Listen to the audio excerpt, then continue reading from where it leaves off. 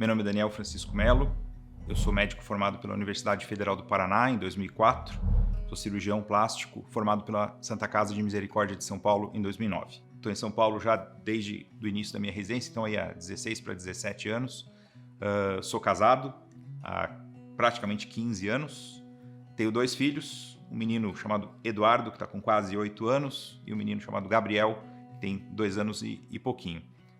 Acho que são as coisas mais espetaculares e mais impressionantes, mais importantes que eu pude ter na minha vida, sem dúvida nenhuma, são os meus filhos e a minha esposa, Caroline, que é médica também, ela é ginecologista obstetra. Acho que a estrutura, a questão familiar, o suporte, o exemplo e a força, o sentido de realmente levar as coisas para o melhor lugar, nas melhores escolhas, eu devo, sem dúvida nenhuma, a ela, além da família que eu pude constituir com ela, felizmente.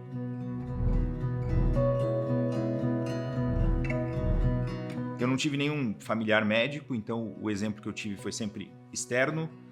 No momento que eu inicialmente mostrei esse interesse para os meus pais, na época, acho que talvez desde adolescente, já bem jovem, já era uma ideia, já era um interesse que eu tinha. Eles me deram sempre todo o suporte. Eu pude sair de casa bastante cedo, com mais ou menos 15 anos. Eu morava no interior de Santa Catarina, onde a estrutura de ensino era um pouco mais simples, um pouco mais fraca, e eu pude buscar, por essa estrutura familiar, por esse suporte familiar, uma estrutura um pouco melhor em Curitiba, e para poder me preparar na época para a faculdade, para vestibular, para essa coisa toda. Na época era uma coisa um pouco diferente, como o processo seletivo funcionava, e demandava uma preparação que, nesse sentido que eu pude ter, ajudou muito, sem dúvida. Eu fiz faculdade pública, Universidade Federal do Paraná, como eu citei anteriormente, uma questão sempre de estrutura familiar e uma série de outros fatores envolvidos. Acho que, como para muitos colegas, a fase final de formação, a escolha de carreira, a escolha do local onde eu poderia, onde eu conseguiria fazer a minha formação como residente, né, inicialmente na cirurgia geral e depois na cirurgia plástica. E uma dúvida que eu sempre tive foi aonde que eu faria isso, né, em que hospital, em que serviço, caso eu pudesse ter a escolha. Felizmente, quando chegou o meu momento, eu pude ter essa escolha, acabei me mudando, né, de Curitiba aqui para São Paulo, e desde então eu estou aqui, desde 2005 eu estou aqui. Algo que tenha me feito duvidar da escolha eu nunca tive. Eu sempre, felizmente, pude ter essa certeza que a cirurgia plástica seria o meu caminho, a minha escolha.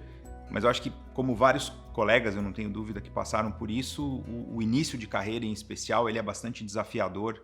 A realidade de início, de você montar uma estrutura ou escolher um local para você trabalhar, escolher com quais áreas você pretende, em quais áreas você pretende ter uma dedicação maior. Acho que isso talvez seja um processo e um período, em especial os primeiros, talvez 4 ou 5 anos, isso tenha sido um pouco difícil.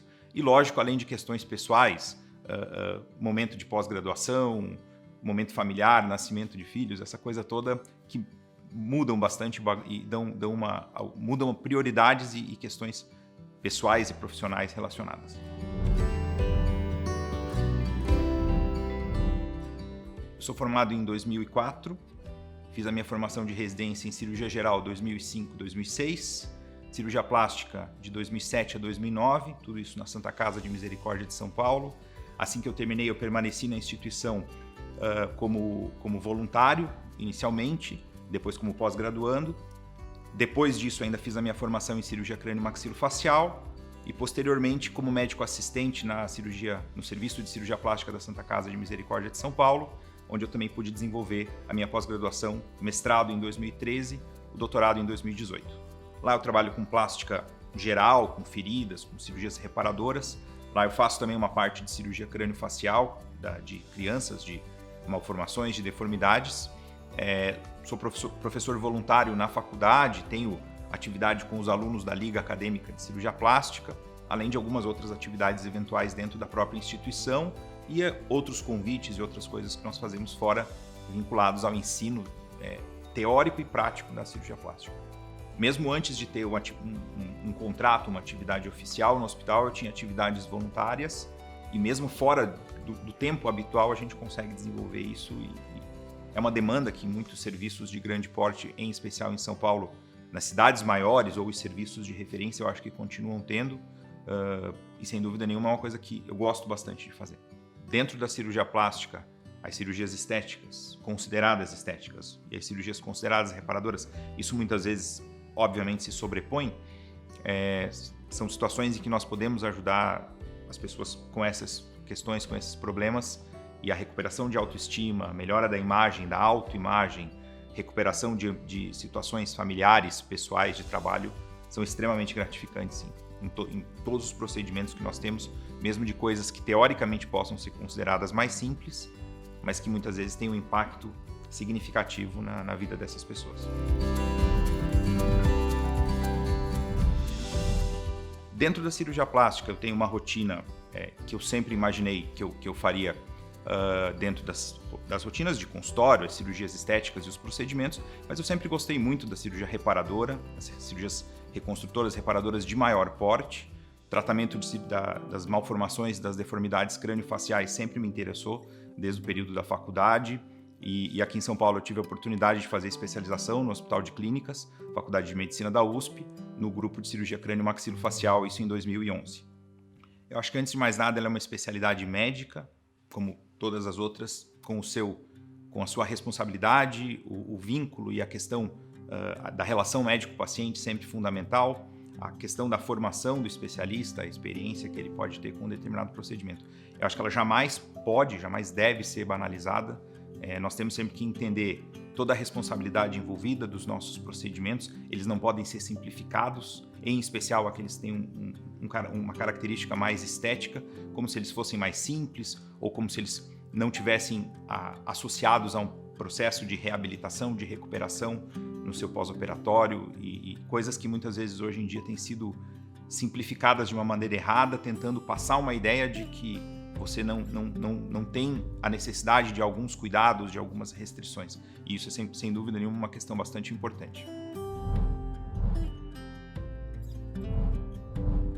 Acho que a questão familiar sempre fundamental, né? Acho que quando eu não tinha filhos, a impressão, a ideia era outra. Hoje, com eles, a minha preocupação é sempre esse aspecto. Então, antes de mais nada, essa questão de casa mesmo, da estrutura familiar. Eu sempre me considerei e ainda me considero, espero manter isso por toda a minha vida, um apaixonado pela cirurgia plástica. Eu gosto muito do que eu faço. Eu mantenho uma atividade assistencial e uma atividade de ensino em todas as esferas do meu trabalho, que é uma outra coisa que eu gosto bastante de fazer também, e espero poder continuar desenvolvendo isso ainda por um bom tempo. Então, acho que essas questões, né, da paixão pela especialidade, de uma demanda de estrutura que permite fazer isso, lógico, e também da atividade de ensino, de pesquisa, são coisas que ainda que continuam me mantendo interessado e na linha em relação à especialidade, em relação à profissão como um todo, ser médico mesmo. O motivo de eu estar nessa chapa, principalmente ou basicamente, eu posso dizer, as pessoas que compõem, as pessoas que estão num grupo de suporte, de apoio, pessoas que nos antecederam, exemplos e pessoas que nós temos aí um trabalho a melhorar, a desenvolver, coisas que já foram muito bem embasadas, felizmente. E eu acho que é isso. Então, assim, o grande ponto é confiar nessas pessoas e acreditar numa proposta de trabalho que está sendo desenvolvida a partir de agora. O nosso grupo tem propostas que visam o desenvolvimento da sociedade, da regional, em conjunto e em apoio também à nacional, ideias que visam o desenvolvimento de algumas coisas que já foram embasadas previamente e outras que nós temos a ideia de criar ou de modificar um pouco mais intensamente. Acho que o grande ponto e o grande entendimento que às vezes as pessoas podem ter de confiar na nossa proposta é confiar nas pessoas inicialmente, confiar nessas ideias que nós colocamos. Nós não temos a coisa de colocar propostas de modo apenas protocolar, né? Nós vamos e pretendemos desenvolver isso. E eu acho que nós já fizemos em outros momentos, em outras situações da nossa vida, em cargos, em situações já ocupados previamente, também podem falar. Mas eu acho que o principal ponto e aquilo que levaria, ou que deveria levar alguém a confiar no nosso grupo e na Chapa 2, é uma ideia de modificação, desenvolvimento, o próprio nome, né, o Conecta São Paulo, né, de incluir todos os grupos, os serviços, as estruturas também de todo o estado de São Paulo, uma modernização que nós pretendemos colocar em relação a canais digitais, uma série de outros fatores, coisas que eu acho que ainda podem ser desenvolvidas de melhor forma em relação ao que já foram até hoje.